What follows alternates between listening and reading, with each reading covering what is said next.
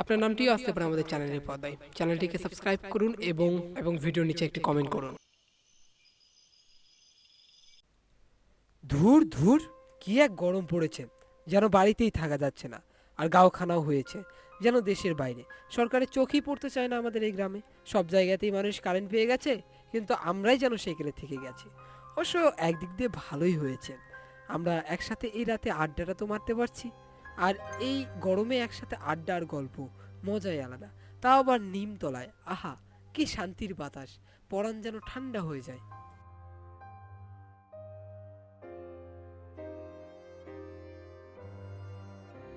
কিছু সময়ের মধ্যেই আমি নিমতলায় পৌঁছালাম। সেখানে আমাদের বসার জন্য একটি বড় টং রয়েছে। সেই টঙেই বসে রয়েছে বিপিন এবং যোগেশ, এবং তার পাশেই রয়েছে বিনোদার চায়ের দোকান। চায়ের দোকানটা দেখতে ছোট হলেও সেখানে কোনো লোকজনের অভাব ছিল না। বিনোদাও এই চায়ের দোকান চালিয়েই তার সংসার চালাতো। কি রে যোগেশ, এতক্ষণে আসার সময় হলো তোর? আর বলিস না, যে গরম পড়েছে, না খেয়ে শান্তি না কোথাও যেয়ে শান্তি। আমাদের গ্রামের মধ্যে তো এই একমাত্র শান্তির জায়গা, এই নিমতলায়। অন্তত সুন্দর বাতাসটা তো খেতে পারি সন্ধেবেলায়। তা এখন খাঁটি কথা বলেছিস তুই। তা আমাদের গল্পের বুড়ো ভূপেন দাদু কই? সে তো সবসময় আগে এসে বসে থাকে, আজকে যে তাকে দেখছি না।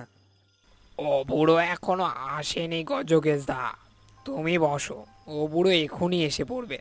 বুড়োর পেটে তো কোনো কথা থাকে না, বুড়ো গল্প বলার টানে চলে আসবে।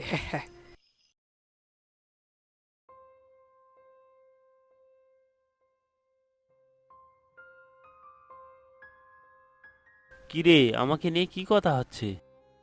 তেমন কিছু নয় গো দাদু, তোমাকে নিয়েই তো কথা হচ্ছে। তুমি তো সবার আগে আসো, আজকে আসোনি, তাই তোমাকে নিয়েই কথা বলছিলাম। তোরা আর কি বুঝবি? তোদের গল্প শোনানোর জন্য কত কষ্ট করে তোদের দিদাকে মিথ্যা কথা বলে আসতে হয়, তা শুধু আমি জানি। আচ্ছা, সেসব কথা নাহি এখন থাক। তা কি গল্প শোনাবে গো আজকে ভূপেন দাদু? আরে থাম থাম, গল্প স্বল্প না হয় একটু পরেই হবে। চাটা তো আগে অর্ডার দিয়ে নি। বিনুদার স্পেশাল চা ছাড়া কি আর গল্প জমে? বলছি কি বিনুদা, চা দিও দেখিয়ে দিকে চারটে, একটু কড়া লিকারে দিও গো। আগে বাবু, একটু অপেক্ষা করুন, এক্ষুনি চা নিয়ে যাচ্ছি।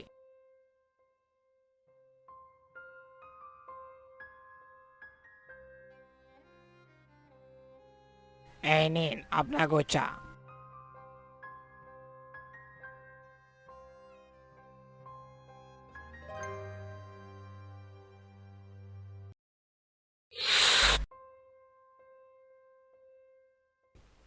আজকে তোদের আমি আমার জীবনে ঘটে যাওয়ার এক ভয়ঙ্কর ঘটনার কথা শোনাবো। তাড়াতাড়ি শোনাও গো দাদু, এ রাতে গল্প শোনার মজাটাই আলাদা। তোরা তো ভালো করে জানিস যে এই বছর 6 হলো তোদের গ্রামে আসা। হ্যাঁ দাদু, তা তো আমরা ভালোভাবেই জানি। তোমার গ্রামে আসা একটা রহস্যের থেকে তো কিছু কম নয়। এটা প্রায় 6 বছর আগের কথা। খুব আরামেই দিন কাটছিল সবার। আমি সারাদিন খেতে কাজ করতাম, দিন শেষে বাড়ি আসতাম, আবার তোদের মতো আড্ডাও দিতাম। এরকমই একদিন আমি আর মুকেশ কাজ করছিলাম। কি গো যোগেশ দা, কাজ শেষ হলো নাকি? সন্ধে তো লেগে আসছে। এই তো কাজ শেষ হয়ে এসেছে রে মুকেশ, চ বাড়ি যাই। এই কথা বলেই কাজ শেষ করে ভূপেন এবং মুকেশ বাড়ির উদ্দেশ্যে রওনা হলো। ভূপেন দা, বলছি কি তাড়াতাড়ি পা চালাও গো, সন্ধে যে লেগে আসলো। অন্ধকার হয়ে গেলে আবার বাড়ি ফেরা না মুশকিল হয়ে যায়। হাতে তো আবার কোনো লাইটও নাই। চিন্তা করার দরকার নেই মুকেশ, আমরা ঠিকই বাড়ি পৌঁছে যাব। এরকম গল্প করতে করতে মুকেশ এবং ভূপেন এগিয়ে চলছে। হঠাৎ করেই আকাশ কেমন যেন এক অন্ধকার হয়ে আসলো। ভূপেন দা, মনে হয় বৃষ্টি নামবে গো। হঠাৎ করেই আকাশ কেমন যেন অন্ধকার হয়ে আসলো, আমার তো খুব ভয়ই লাগছে। এই সময়ে এরকম মেঘ ভালো লক্ষণ নয়। নে মুকেশ, তাড়াতাড়ি হাট, এই বৃষ্টি নামলো বলে। কিছুক্ষণের মধ্যেই আমরা বাড়ি পৌঁছে গেলাম। রাতে আবহাওয়ার এতটা বিরূপ পরিবর্তন, একেবারে অবাক করার মতন। ঝড় শুরু হলো, সাথে গুড়ি গুড়ি বৃষ্টিও পড়ছে। যদিও বা এই বর্ষাকালে বৃষ্টি অস্বাভাবিক কিছু নয়, তবে এতটা বৃষ্টি অবাক করার মতো একেবারে। কারণ এই ধোবিগড় এলাকার লোকেরা কখনোই এরকম বৃষ্টি দেখেনি।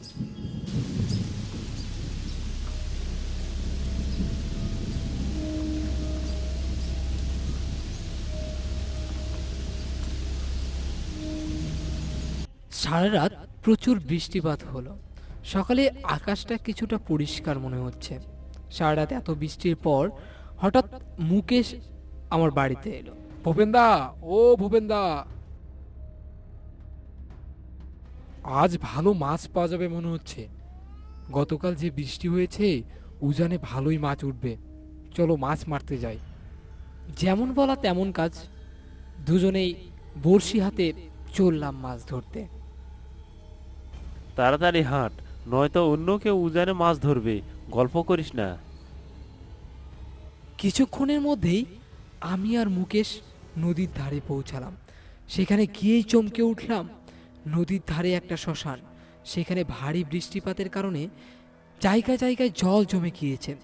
কয়েকজন মিলে অন্য জায়গা থেকে মাটি কেটে এনে জায়গাগুলো পূরণ করছে।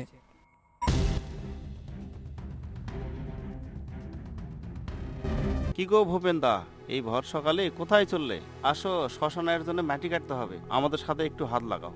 তোরা কর আনন্দ, আমরা একটু কাজে বেরিয়েছি। তোদের পরিশ্রমে যা মজুরি হবে তা আমরা দিয়ে দিব। আচ্ছা দাদা, তুমি যাও, আমরা দেখে নিচ্ছি। আমি আর মুকেশ সেখানে কথা বলেই নদীর ধারে গেলাম। এত বৃষ্টি হওয়ার পরও নদীর জল কেমন যেন এক শান্ত হয়ে রয়েছে। তবে অবশ্যই নদীর জল অনেকটা বেড়েছে। আমিও মুকেশ দুইটা নৌকা নিয়ে মাছ ধরতে কিছুটা নদীর ভিতরের দিকে গেলাম।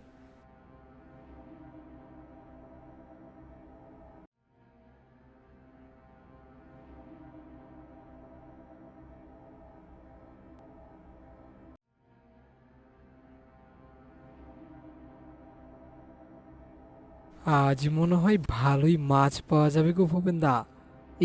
এই দেখো না, কি সুন্দর ঠোকর দিয়ে উঠছে মাছগুলো যেন বড়শিতে। মনে হচ্ছে নিজে থেকেই যেন উঠে আসতে চাইছে আমার বড়শিতে। গতকাল সারা রাত বৃষ্টি হয়েছে, তাই নদীতে ভালোই মাছের আনাগোনা পাওয়া যাচ্ছে। মাছে যেন ঠোকর দিয়ে উঠছে বারবার বড়শিতে। আমি আর মুকেশ ভালোই মাছ ধরছিলাম। একের পর এক মাছ উঠতে থাকলো। আমার বাড়িতে পুরনো একটা ছেঁড়া ফাটা জাল ছিল, কিন্তু সে জালে তো আর মাছ ধরা সম্ভব নয়। তাই বড়শি নিয়ে আমরা দুজন এসেছিলাম। বড়শিতে মাছ ধরার যে এক অনুভূতি, তা বলে প্রকাশ করা যায় না। যখনই মাছে বড়শিতে ঠোকর দিয়ে ওঠে, তখনই যেন মনের মধ্যে কেমন একটা করে ওঠে। সারাদিন মাছ ধরার পর আমি এবং মুকেশ বাড়ি আসছি। নদীর পাড়ে নৌকা রেখে দুজনেই হাঁটতে শুরু করলাম। হঠাৎ দেখলাম নদীর এক পাড়ে অনেক লোক দাঁড়িয়ে রয়েছে। যেখান থেকে আনন্দরা শ্মশানের জন্য মাটি কাটছে, সেখানেই লোকগুলো ভিড় করে দাঁড়িয়ে রয়েছে, যেন বিশেষ কিছু সেখানে রয়েছে। এত লোকজন দেখে আমি এবং মুকেশ সেদিকেই গেলাম।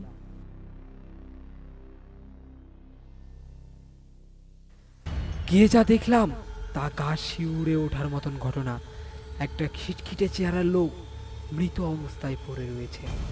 লাশের অবস্থা খুব একটা ভালো নয়, জায়গা জায়গায় খুলে গিয়েছে। হাতের কিছু কিছু জায়গায় মাংস খুলে হাড় বেরিয়ে এসেছে, মুখের কিছু জায়গায় খুলে দাঁত বেরিয়ে এসেছে। মরা থেকে মাংস খুলে যাওয়ায় দুর্গন্ধ ছড়িয়ে পড়েছে চারদিকে। কি এক ভয়ঙ্কর দৃশ্য! কিরে আনন্দ, এটা আমি কি দেখছি? কোথাকার লোক এটা? এই দুরবস্থা কি করে হলো তার? আমি কিচ্ছুটি জানি না গো ভূপেনদা। আমরা এখান থেকে মাটি কেটে শ্মশানে ফেলছিলাম, খুঁড়তে খুঁড়তে হঠাৎ লাশ বেরিয়ে এলো। মনে হয় বন্যায় কোথায় থেকে ভেসে এসেছে। লাশ থেকে যে গন্ধ বেরোচ্ছে, তাতে সবার অসুখ বিসুখ ছড়িয়ে পড়বে। আর সময় নেই, একে এখানেই মাটি চাপা দিয়ে দিতে হবে, নইলে আমরা সবাই বিপদে পড়ব। তুমি ঠিকই বলছো ভূপেনদা, আমি এখনই ব্যবস্থা করছি। আনন্দ গিয়ে একটি কোদাল আনলো এবং তার পাশে একটি গর্ত খুঁড়তে শুরু করলো। এবং গর্ত খোঁড়া হলে লাশটাকে কোদাল দিয়ে টেনে গর্তে ফেলে দিল আনন্দ। কারণ লাশটার এমন অবস্থা যে তাতে হাত লাগানো দূরদায়, তাই তাকে এমনভাবেই সমাধি দিতে হলো। মাটি দিয়েই সবাই যে যার মতো বাড়ি চলে গেল।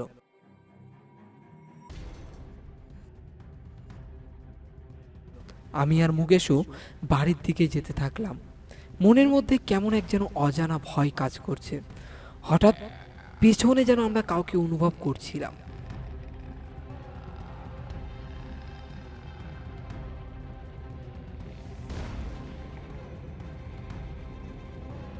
ভূপিনদা, কোনো আওয়াজ শুনতে পেলে তুমি? মনে হচ্ছে আমাদের পেছনে কেউ আসছে গো। আমরা দুজন ভয়ে ভয়ে পেছন ঘুরে তাকালাম, দেখলাম সেখানে কেউ নেই, শুধু পড়ে রয়েছে অন্ধকারে সেই ঝিঝি পোকার ডাক, আর কানে আসছে শেয়ালের সেই আওয়াজ। আমি আর মুকেশ সেখান থেকে তড়ি ঘড়ি করে রওনা হলাম, যেন অজানা এক আতঙ্ক আমাদের মনে বাসা বেঁধেছে, যাকে আমরা দেখতে পারছি না, ছুঁতে পারছি না, কিন্তু অনুভব করতে পারছিলাম। বাড়ি এসে মাছের পুটলি খুলতেই অবাক হয়ে গেলাম। দেখলাম সেখানে কোনো মাছ নেই, শুধু পড়ে রয়েছে মাছের কঙ্কালগুলো। এ কি, মাছগুলো কই? এ তো শুধু মাছের কঙ্কাল। তাহলে আমরা যা পিছনে অনুভব করেছিলাম তা মিথ্যা নয়।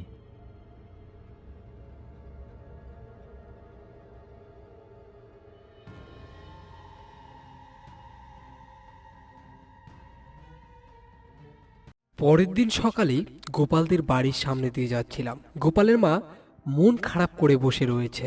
কিরে গোপাল, এই পেঁচার মতো মুখ করে আছিস কেন? আর বলো না গো ভূপেনদা, গতকাল ওই নদীর ধারে শ্মশানে পাড়ে গরু বেঁধে রেখে এসেছিলাম। সেই যে গরু বেঁধে রেখে আসলাম, তারপর আর গরু সন্ধেবেলায় বাড়ি আসলো না। আমি শ্মশান পাড়ে গেছিলাম, কিন্তু সেখানে আমার গরুটাও ছিল না। চিন্তা করিস না গোপাল, তুই ঠিক গরুটা পেয়ে যাবি। গোপালের কথা শুনে আমি রীতিমতো চিন্তিত হলাম। আমার গতকালের ঘটনার কথা মনে পড়ে গেল। কোনো না কোনো অদৃশ্য শক্তির হাত তো অবশ্যই রয়েছে এই ঘটনাগুলোর পেছনে। এরপর থেকেই প্রতিদিনই কিছু না কিছু ভয়ঙ্কর ঘটনা ঘটেই চলেছে। কারো বাড়ি থেকে ছাগল, কারো বাড়ি থেকে ঘোড়া। সন্ধ্যার পর বাইরে যা কিছু বাধা থাকছে সব কিছুকেই যেন তুলে নিয়ে যাচ্ছে কোনো এক অদৃশ্য শক্তি, যাকে আর কখনোই ফেরত পাওয়া সম্ভব নয়। এই তো সেদিন রাতেই একটি কুকুর জোরে জোরে চেল্লাচ্ছিল, যেন তার কণ্ঠে ছিল বাঁচার আকুতি। হঠাৎই কুকুরটি চেল্লাচিল্লি বন্ধ হয়ে গেল। এরপর থেকে গ্রামে আর কুকুরটিকে দেখা যাচ্ছিল না। একদিন তো সবকিছুই মাত্রার ঊর্ধ্বে চলে গেল। এই গ্রামেরই ছেলে দিনেশকে পাওয়া যাচ্ছে না। সেও নাকি ওই নদীর ধারেই মাছ মারতে গিয়েছিল। সবাই চিন্তার মধ্যে পড়ে গেল, কি হতে শুরু করলো এই গ্রামে? এর আগে কখনো এসব ঘটনা ঘটেনি। গ্রামে এসব কি শুরু হলো বল দেখি? এত যা শুরু হয়েছে, বাইরে বেরোনোটাই মুশকিল। দাদু ঠিকই বলেছ। কিছুদিন আগেই আমার বাড়ি থেকে একটা মুরগি চুরি করে নিয়ে চলে গেছে, তা তো সহ্য করে নিয়েছি। এখন তো দেখছি মানুষকেও ছাড়ছে না। আজ দিনেশ, কাল আমি, এরপর আরেকজন, এইভাবে তো আমাদের গ্রামটাই শেষ হয়ে যাবে। গতকালই দিনেশ আর আমি গল্প করছিলাম, আজকেই কি হয়ে গেল। এসব চিন্তা করলে গা যেন শিউরে ওঠে। না, এবার তো দেখছি এর একটা বিহিত করতেই হবে। একদিন দুপুরে বিন্টু ওই শ্মশানের পাশ দিয়ে বাড়ি ফিরছিল। হঠাৎ বিন্টু দাঁড়িয়ে পড়ল। আরে, এত দুর্গন্ধ কোথা থেকে আসছে? কোনো কিছু আবার মরলো নাকি? ওই দিক থেকে দুর্গন্ধটা আসছে। যাই দেখি কি মরেছে ওই দিকে। এই বলে বিন্টু ওই দিক পানে যায়।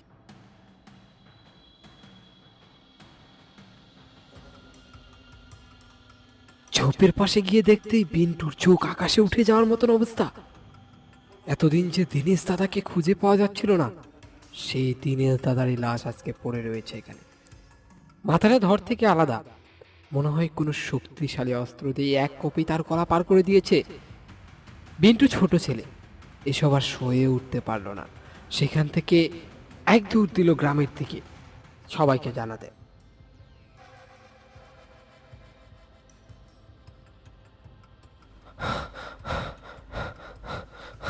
কিরে পিন্টু, কি হয়েছে তোর?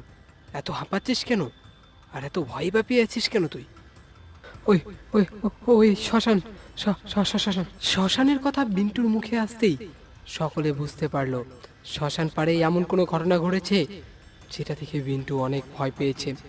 তার মুখে এবং চোখে আতঙ্ক আর ভয় দেখেই বোঝা যাচ্ছে যে বড় কিছুই একটা ঘটেছে শ্মশান পাড়ে। আর কোনো কিছু না ভেবেই আমরা দৌড় দিলাম শ্মশান পাড়ের দিকে। কিছুক্ষণের মধ্যেই সবাই শ্মশানে পৌঁছলো। কি বিভৎসভাবে ওকে মেরেছে! কে এমন বিভৎসভাবে মারলো? ইস, চেহারার দিকে দেখা যাচ্ছে না। এ কোনো মানুষের কাজ হতেই পারে না, এ অবশ্যই কোনো অশরীরী কাজ। এরপর দুজন লাশটাকে নিয়ে চিতার দিকে গেল।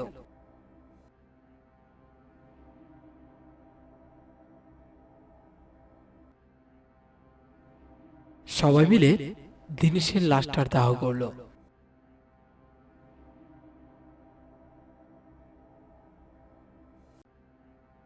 সন্ধ্যায় গ্রামের টঙ্গে গুরুত্বপূর্ণ এক আলোচনা শুরু হলো। কি করা যায় এই বিষয় নিয়ে। সেখানে মোড়লও উপস্থিত ছিল। আমি আর নিজেকে চেপে রাখতে পারলাম না। মোড়লকে সব ঘটনা খুলে বললাম। সেদিন যে গোপালের গরু চুরি হয়েছিল সেই বিষয় নিয়েও মোড়লের সাথে কথা বললাম। কি করা যায় বলেন দেখি মোড়ল মশাই? আমার তো যথারীতি টেনশন বাড়ছে। এরকম একের পর এক লাশ, কার যে কুনজর পড়েছে আমাদের এই গ্রামে। বিষয়টা খুব চিন্তার। আমার তো মনে হয় না এসব কোনো মানুষ করছে। যে নৃশংসভাবে হত্যা করেছে তা কোনো মানুষের দ্বারা সম্ভব নয়। এ কোনো আত্মার কাজ, যে এখনো মুক্তি পায়নি। যদি কেউ তার গণ্ডির মধ্যে চলে যাচ্ছে, সে শুধু তাকেই মারছে। তাছাড়া অন্যরাও তো ওই শ্মশান পথ দিয়ে আসছে, সবাইকে তো আর মারছে না। তার গণ্ডির মধ্যে যে ঢুকে পড়ছে শুধু তাকেই সে মারছে। যেদিন থেকে ওই নদীর ধারে অজানা লাশটা ভেসে এসেছে সেদিন থেকে এসব তাণ্ডব শুরু হয়েছে গ্রামে। আমার মনে হয় কি, হয়তো ওটা কোনো অতৃপ্ত লাশ। তুই ঠিকই বলেছিস, কিন্তু এখন কি করা যায় সেটা সবাই চিন্তা করে দেখো। আমার চেনা জানা একজন সাধু বাবা রয়েছে। তিনি জঙ্গলের মধ্যে এক কুটিরে থাকে। তার সাথে একবার কথা বলে দেখা যেতে পারে। হ্যাঁ হ্যাঁ, তাই করা যাক। তাছাড়া তো আর কোনো উপায় নেই কারো কাছে। একসাথে সবাই সাধু বাবার কাছে যাওয়া যাক, তাহলে এর একটা সুরাহা করা যাবে। সবার যাওয়ার দরকার নেই, সাধু বাবা রুষ্ট হতে পারেন। আমি ভূপেন, মুকেশ তুই যাবি আমাদের সাথে? এটা গায়ের সুরক্ষার ব্যাপার, কেন যাব না? অবশ্যই যাব। ঠিক আছে, তাহলে ওই কথা রইল। কাল আমরা তিনজন সাধু বাবার কাছে যাব। সকাল সকালই আমরা তিনজন সাধু বাবার কাছে পৌঁছালাম। কারণ সাধু বাবা বেশিরভাগ সময়ই বাড়িতে থাকে না। সাধু বাবা বাড়ি থেকেই বেরোচ্ছিলেন। আমাদের দেখে তিনি দাঁড়িয়ে গেলেন। আমরা তিনজন করজোড়ে বাবার সামনে পড়ে গেলাম। বাবা, আমাদের গ্রামকে আপনি বাঁচান। কোনো এক অদৃশ্য আত্মা আমাদের গ্রামের গরু, ছাগল, এমনকি মানুষকে পর্যন্ত মেরে ফেলছে। আমাদের বাঁচান। চিন্তা করিস না, আমাকে আগে সব ঘটনা খুলে বল, তবেই তো আমি এর একটা সুরাহা করতে পারবো। তারা তিনজন সাধু বাবাকে সবকিছু খুলে বললেন। বিষয়টা অনেক ভয়ঙ্কর। আচ্ছা, দেখি আমি তোদের জন্য কি করিতে পারি। আজ রাতেই আমি তোদের গায়ে যাব, তারপর সকল কিছু দেখব। আচ্ছা বাবা, আপনি আসুন। এই বলেই সাধু বাবা সেখান থেকে চলে গেলেন। আমরাও সেখান থেকে বাড়ির দিকে রওনা দিলাম। সন্ধেবেলায় সাধু বাবা আমাদের গ্রামে এলেন। এরপর তিনি আমাদের কিছু সামগ্রী আনতে বলেছিলেন, যেমন সিঁদুর, ধূপ ইত্যাদি। মুকেশ সেগুলো একটি ব্যাগে করে নিয়ে এসেছে। এরপর আমরা কয়েকজন মিলে সাধু বাবাকে সেই শ্মশানে নিয়ে গেলাম, যেখানে ওই লাশটিকে সমাধি দেওয়া হয়েছিল। সেখানে গিয়েই সাধু বাবা সমাধির পাশেই সিঁদুর দিয়ে একটি বৃত্ত আঁকলেন। বৃত্তের ভিতরে দিলেন সঙ্গে নিয়ে আসা ধূপ। তাড়াতাড়ি এই সমাধিটা খোঁড়ার ব্যবস্থা করো। এই সমাধির ভেতরে এমন কিছু আছে যা এই আত্মাকে শান্তি পেতে দিচ্ছে না, আর আর আমাদের সেটাই খুঁজে বের করার চেষ্টা করতে হবে। কি বলছেন সাধু বাবা? আবার এই সমাধি খুঁড়তে হবে? এই লাশের যে গন্ধ, তাতেই খুব কষ্ট করে মাটি চাপা দিয়েছি। চিন্তা করিস না, কিছুই হবে না, তুই শুধু খোঁড়, বাকিটা আমি দেখছি। আনন্দ গিয়ে একটি কোদাল আনলো এবং সমাধি স্থান খুঁড়তে শুরু করলো।